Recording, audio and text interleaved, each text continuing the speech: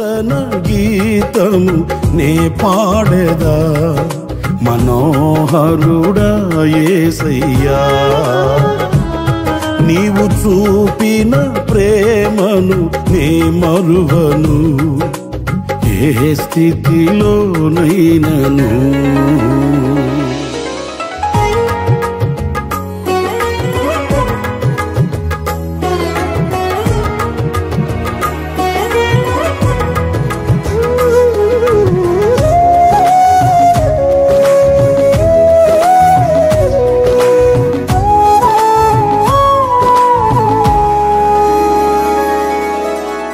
మేఘములలో నీటిని దాచి సంద్రములలో మార్గమును చూపి మంటి ఘటములు మహిమాత్మ నింపిన నీకు సాటెవ్వరు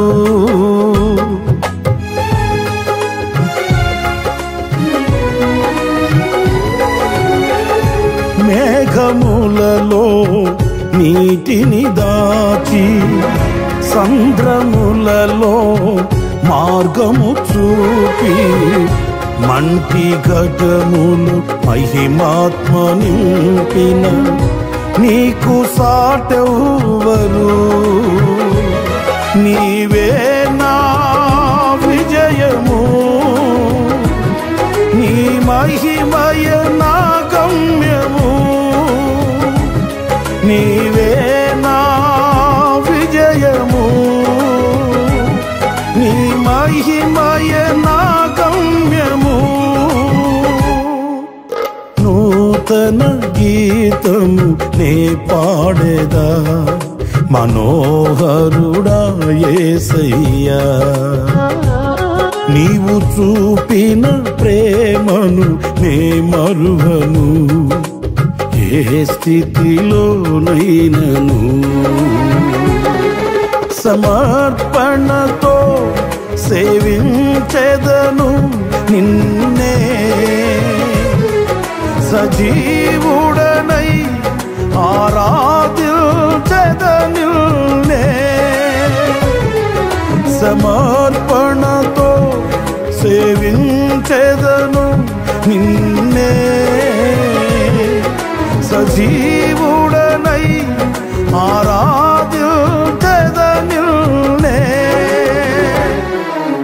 నూతన గీతము నే పాడెదా మనోహరుడా యేసయ్యా నీవు చూపిన ప్రేమను నే మరువను ఏ స్థితిలోనైనను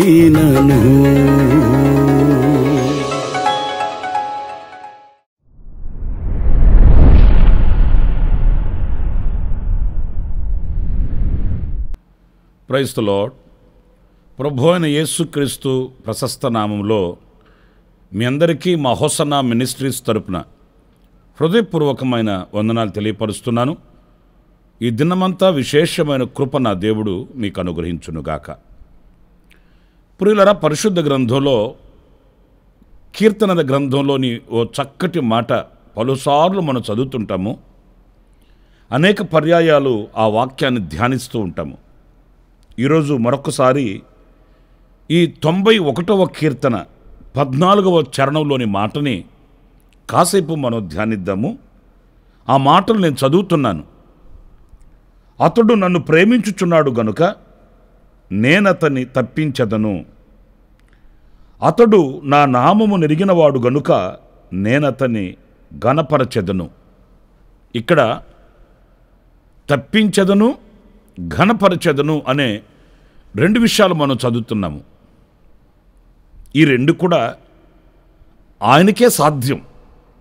అంటే మన ప్రభు ఈ రెండు కార్యాలు చేయుటకు సామర్థ్యత కలిగిన దేవుడు అనేది ఈ వాక్యంలో మనం గమనించాలి. ఎందుకంటే తప్పించదను అనే మాట చాలా శక్తి కలిగిన మాట. ప్రతి వ్యక్తికి కొన్ని పరిధులు ఉంటాయి. ఆ పరిధి దాటి ఎవరు కూడా ఏ సాహస కార్యాన్ని చేయలేడు.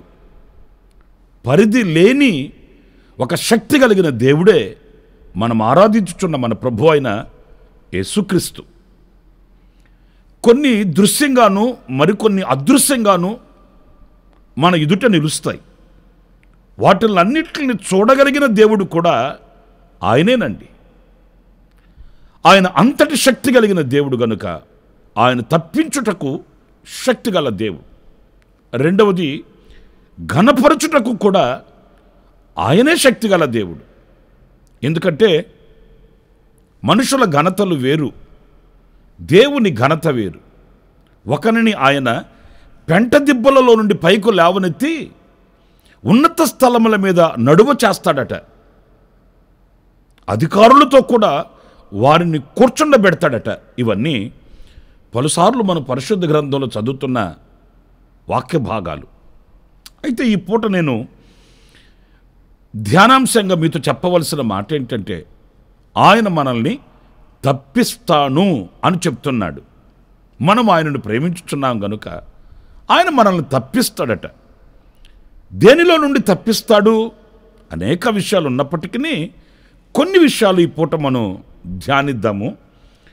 56వ కీర్తన 12వ చరణంలో మనం చదివినప్పుడు, జారిపడకుండా నీవు నా పాదములను తప్పించి ఉన్నావు అనే మాట మనం చదువుతాము. ప్రియా దేవుని బిడ్డలారా, చూడండి, మన కాళ్ళు జారిపోకుండా, అంటే మనము దేవునికి విరోధమైన కార్యములు సాహసించి చేయకుండా, దేవునికి మనము దూరము కాకుండా, ఆయనకి వెన్నుచూపి లోకానికి ముఖము చూపి దేవుని ప్రేమను విస్మరించకుండా ఆయన మన నడకను, మన మార్గములను, లేక మన పాదములను ఆయన కాపాడుతాడు అనేది ఈ విషయంలో మనం గమనించాలండి. ప్రియులారా, ఈ రోజున చాలామంది ఒకవేళ అంతకు మునుపు రక్షింపబడిన వారు అని పిలువబడిన వారైనప్పటికీ కూడా, క్రైస్తవులు అని పేరు పెట్టబడిన వారైనప్పటికీ కూడా, ఈరోజు ఆ దేవుని ప్రేమను స్మరించలేని, సర్వశక్తి కలిగిన దేవుని యొక్క ప్రణాళికను గుర్తించలేని ఒక వెనుకబడినటువంటి స్థితిగతుల మధ్య చాలామంది కనిపిస్తున్నారండి. ప్రియా దేవుని బిడ్డలారా, ఎందుకు వాళ్ళకి అలా జరిగింది? ఆయన వారిని కాపాడలేకపోయాడా అనంటే కానే కాదు. వాళ్ళు దేవునిని ప్రేమించే ప్రేమలో వాళ్ళు సన్నగిల్లిపోయారు. దేవునిని ప్రేమించవలసిన వాళ్ళు మరి దేనినో ప్రేమించడం ప్రారంభించారు. ఎందుకంటే వాక్యం సజీవమైనది, వాక్యం శక్తి కలిగినది. అబద్ధమాడని సర్వశక్తి కలిగిన దేవుని వాక్యే ఈ మాటలు. అతడు నన్ను ప్రేమించుచున్నాడు గనుక నేను అతనిని తప్పిస్తాను. ఈ రోజున తప్పింపబడలేదు అంటే కారణం ఏంటంటే, ఆయనను ప్రేమించవలసిన వాళ్ళు మరి దేనినో ప్రేమించుచున్నారు, అందుకే వాళ్ళు తప్పిపోయారు అనడంలో సందేహమేమీ కూడా లేదు. ఎప్పుడు దేవునిలో మనకు నేరము కనిపించదండి. ఆయన మీద మనం నేరము మోపడానికి ఆధారాలు కనిపించవండి. ఎందుకంటే ఆయన అంతటి నిష్కల్ముషుడు, నిరపరాధి, పరిశుద్ధుడైన వాడు. మనమే ఆయనను ప్రేమించే ప్రేమలో చంచలమైన బుద్ధి కలిగిన వారమై ఉన్నందుచేత, స్థిరత్వం కోల్పోయినందుచేత, ఆయనను ప్రేమించవలసిన ఆ ప్రేమను ఎక్కడో మనం విడిచిపెట్టినందుచేత, ప్రియా దేవుని బిడ్డలారా, మన పాదములు జారే స్థితికి దిగజారుతున్నాము అనేది మనం గమనించి ఆయనను పూర్ణంగా ప్రేమించడం నేర్చుకుంటే మన పాదములను జారిపడకుండా ఆయన తప్పిస్తాడట. ఒకవేళ సాతాను ఎన్ని వంచనలు చేసినా, అపవాది ఎంత కుయుక్తిగా మన పాదములను జారే స్థితికి మనల్ని తీసుకుని వెళ్ళాలని ప్రయత్నం చేసిన ఆయన మనల్ని తప్పిస్తాడు. క్రీస్తు సరళతలో నడిపిస్తాడు. క్రీస్తు అనే బండ మీద మనలను నిలబెడతాడు. గనుక సాతాను సిగ్గుపడిపోతాడు. ప్రభు ఎదుట మనం సాక్షిగా నిలబడగలుగుతాము అనేది మనం గమనించాలి. ఆ పాదములను ఆయన తప్పిస్తాడు జారిపడకుండా అన్నప్పుడు మన ఆ ప్రేమలో, ఆయనను ప్రేమించే ఆ ప్రేమలో మనం సన్నగిల్లిపోకుండా చూసుకునవలసిన బాధ్యత మన మీద ఉంటుంది అనేది ఇక్కడ మనం నేర్చుకునవలసిన ఓ పాఠం. మరొక విషయాన్ని నేను మీతో చెప్తాను. అదేంటంటే మత్తయి సువార్త 6వ అధ్యాయం 13వ వాక్యాన్ని నేను చదువుతున్నాను. మమ్మును శోధనలోకి తేక దుష్టుని నుండి మమ్మును తప్పింపుము. పురులరా, చూడండి వాక్య భాగంలో శోధనలలో నుండి,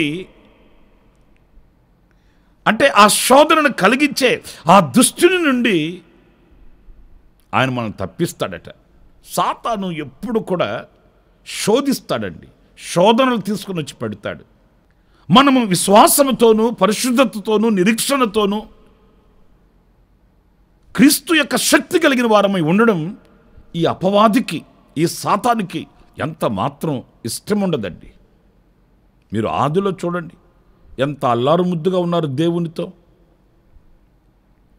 ఆదాము హవ్వలు ఎంత ప్రశాంతంగా, ఎంత మాధుర్యంగా, మహిమలో వాళ్ళు నిలిచి దేవునితో అత్యున్నతమైన సహవాస సంబంధాలు కలిగి ఎంతగా వాళ్ళు ఆనందంగా బ్రతుకుతున్నారండి.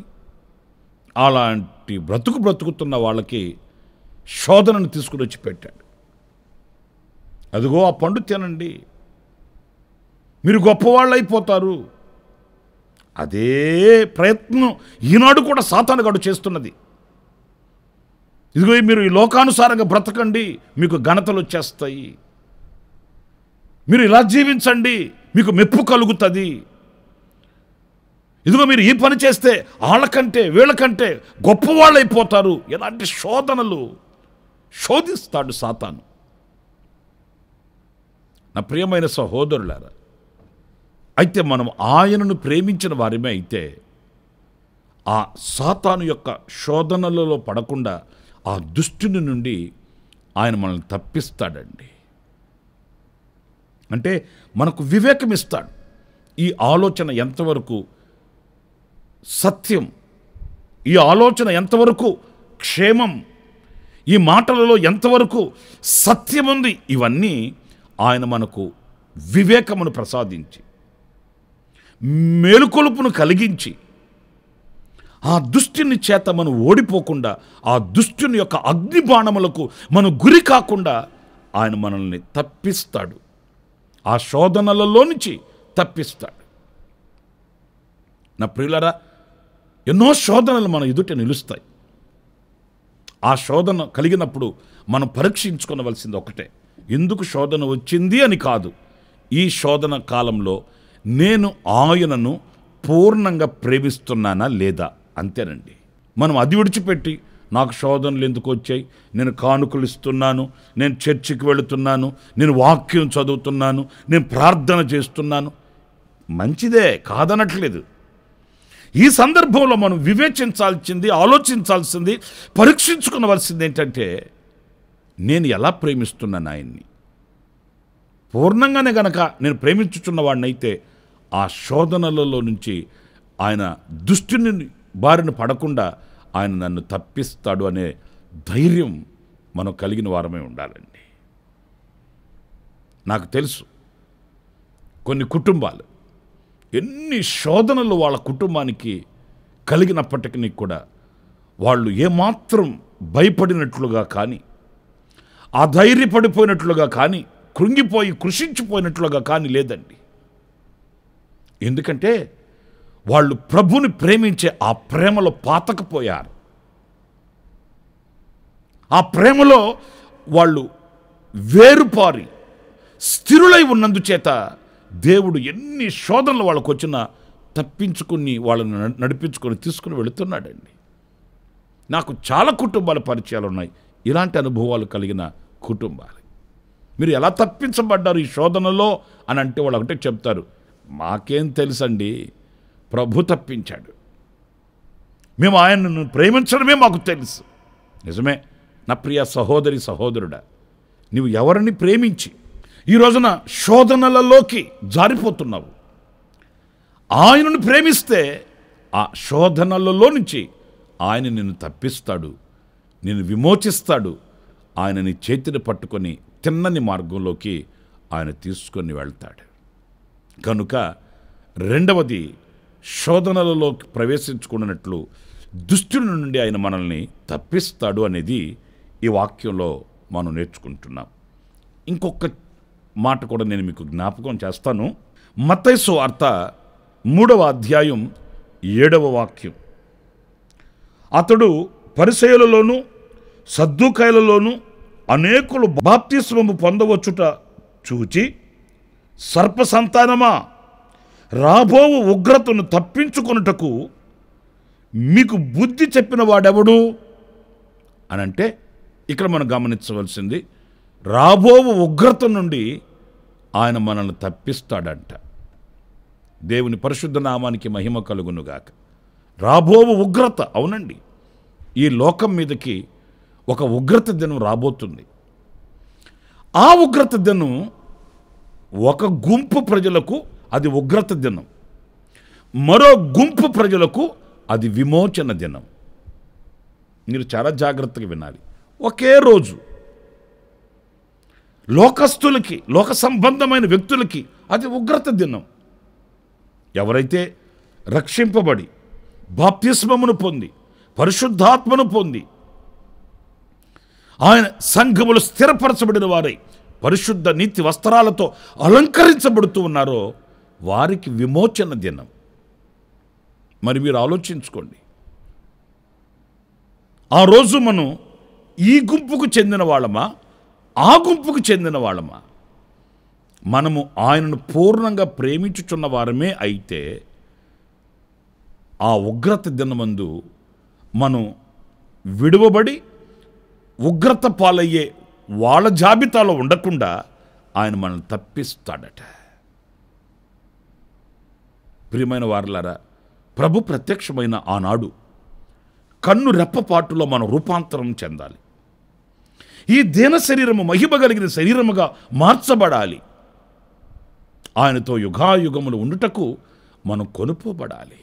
అన్నప్పుడు మనము ఈ లోక సంబంధమైన వ్యక్తులము కాదు, నేను విమోచించబడిన వ్యక్తిని, ఈ ఉగ్రత దినములో నేను నిలవకూడదు అనే ఆ ధ్యాస లేక ఆ తలంపు ఎప్పుడు మన మధ్యలో నిలిచి ఉండాలి, మనసులో ఉండాలండి.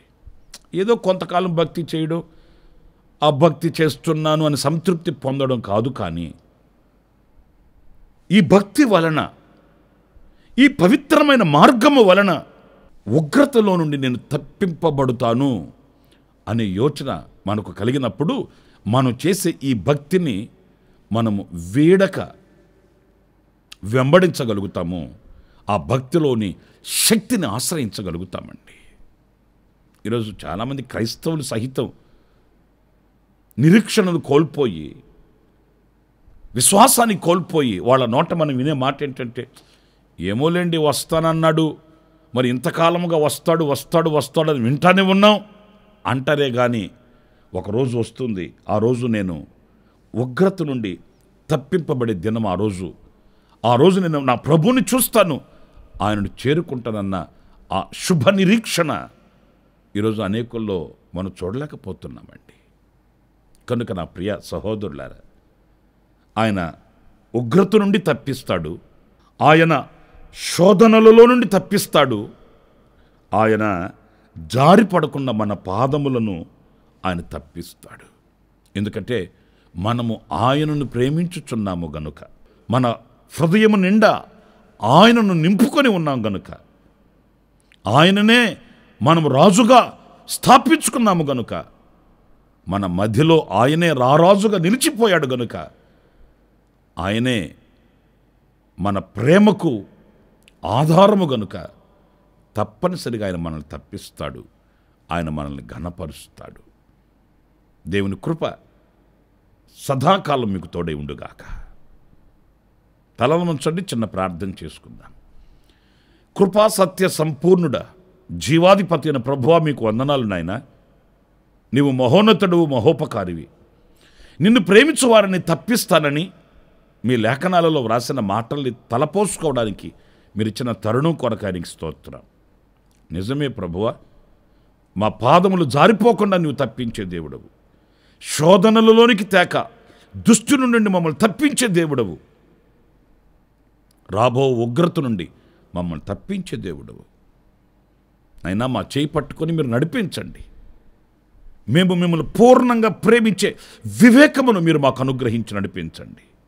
మమ్మల్ని ఒక్కొక్కరిని మీ చేతులకు సమర్పించుకుంటూ ఈ ప్రార్థనలో ఏకీభవించిన ఒక్కొక్కరి మీద మీ నిండైన దీవెన, మీ యొక్క బలమైన కనుదృష్టి ఉంచి బలపరచమని ప్రశస్త నామములో ప్రార్థించి వేడుకొనుచున్నాను తండ్రి.